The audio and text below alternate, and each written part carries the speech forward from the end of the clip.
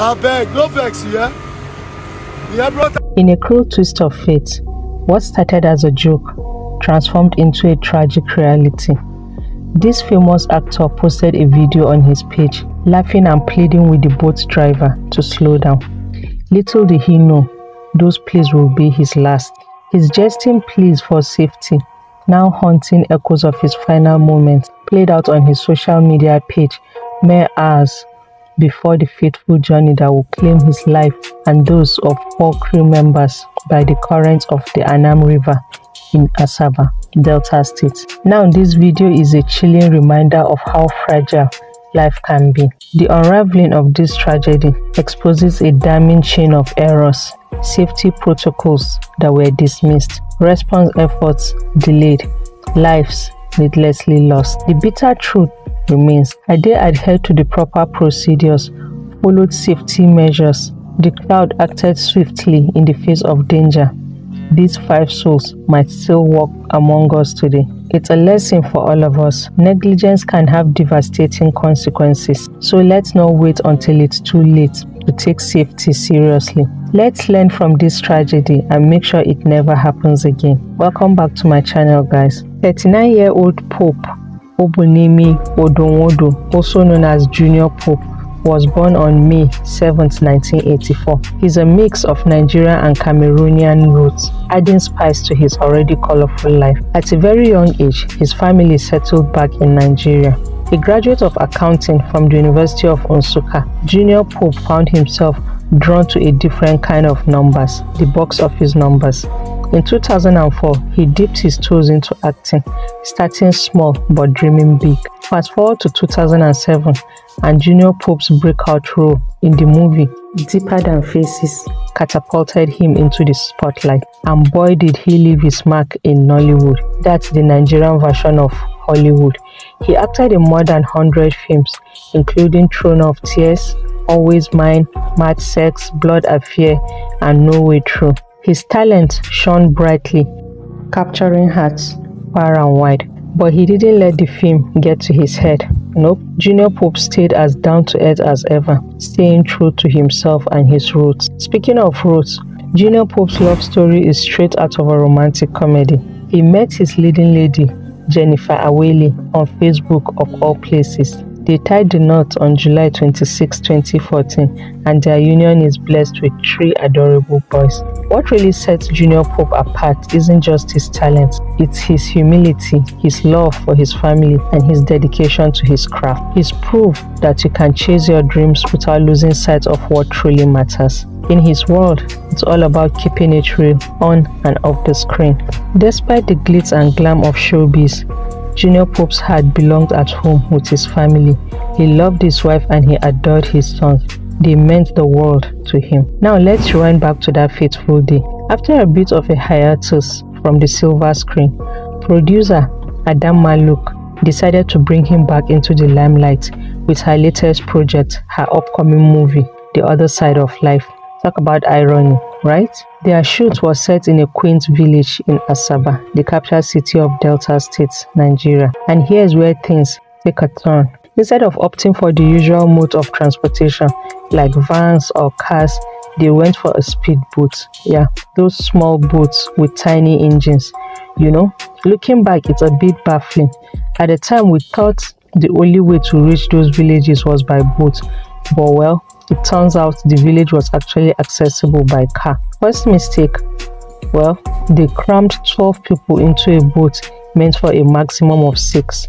And to add to that, despite having life jackets on board or available, they decided not to use them. Some said it was because the producer didn't provide them or pay for them, while others claimed the jackets were there, just a bit dirty.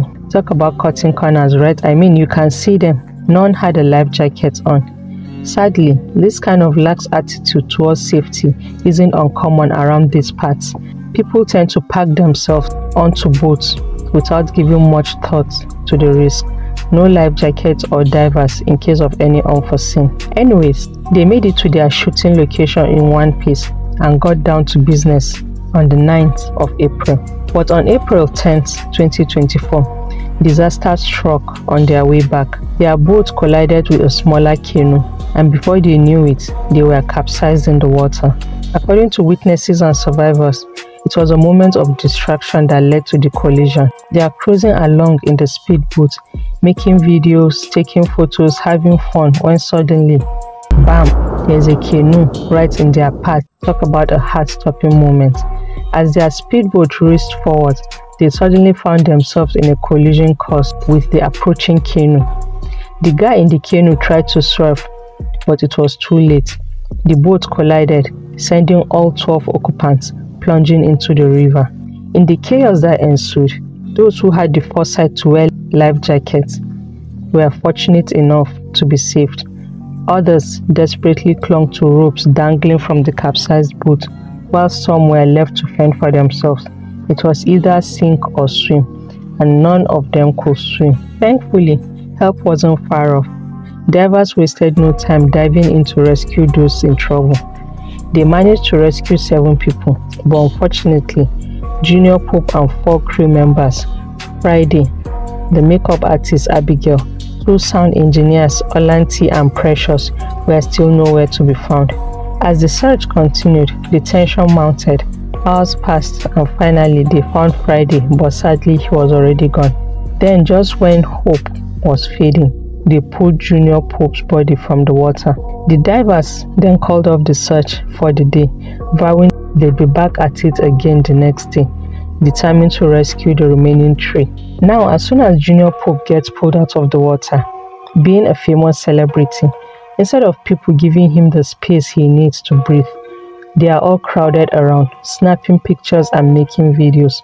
Nobody even thinks to do CPR, which is pretty shocking, right? Well, how could they, when everybody wanted to be the first to announce to the public that a famous celeb is gone?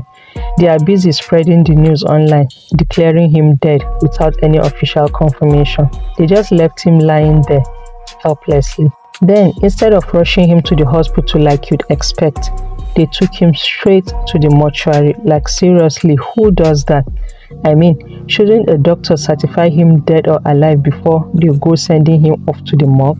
But here's where things get even crazier. When they finally take him to the mortuary, the mortician notices he's not actually dead, obviously, seeing as he has worked with God knows how many dead bodies in his career. However, what do you think our people did next? Take him to the hospital so they can resuscitate him, right?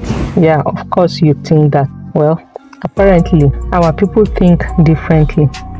Instead, they rush him off to a herbalist. Oh yes, a native doctor by the riverside, the same river where they drowned, for some mystical rituals. My brain can't fathom what was going through their thoughts. Mr. Herbalist starts performing all sorts of rituals, and lo and behold, there's some movement in his hands. Whether it's real or just folks imagining things, who knows? Next thing you know, it's celebration time. They are all cheering because, well, their favorite actor is supposedly gonna pull through, right? Again, they are still busy taking pictures and videos for their social media handles with the latest news. He is alive, he has risen, right? Junior Pope is not dead. Finally, after all this drama, the native doctor suggests they take him to the hospital like they should have done in the first place. But guess what? It's too late. Hours wasted, and by the time they get him there, the doctors can't do anything to save him. Later that night, around 9:30 p.m., the doctors officially confirm what everyone probably already suspected. Junior Pope is gone, and all those hours of chaos and confusion end with a tragic outcome. From the crowd at the scene to the mortician, the hospital, and even the herbalist, it was like a comedy of errors. It just goes to show how badly we need some serious mental health support in this country. I mean, let's talk about Nigerians for a minute. They are turning into something else. I tell you, it's like we are living in a sitcom sometimes. That's why we need to start investing in programs to help people change their ways before it's too late. Investing in programs to educate and empower people with basic first aid skills like CPR, and providing guidance on how to assist others. before first responders arrive is crucial for public safety. CPR training should be widely accessible and encouraged for people of all ages and backgrounds. These programs teach individuals how to perform chest compressions. Additionally, first aid training programs can cover a range of topics, including how to manage bleeding, treat burns, stabilize fractures, and respond to choking incidents. By investing in these programs and initiatives, we can empower individuals to become active participants in their own safety and the safety of those around them. Well, back to our case.